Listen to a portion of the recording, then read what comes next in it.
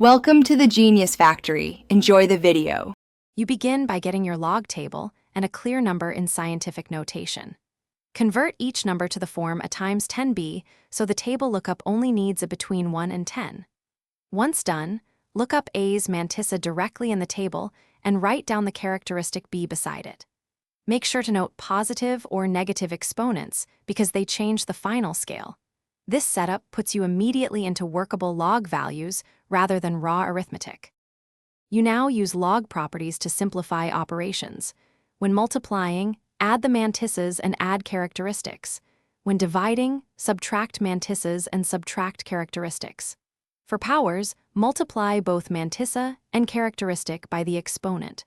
Once you have the combined mantissa and characteristic, handle any carry from the mantissa. If mantissa exceeds the table range, adjust by adding or subtracting 1 to the characteristic and wrap the mantissa into the 1-10 range.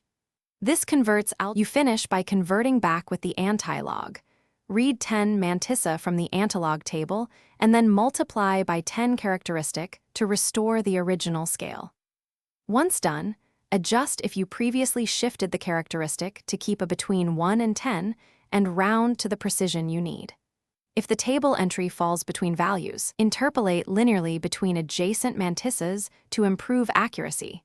This single check prevents common.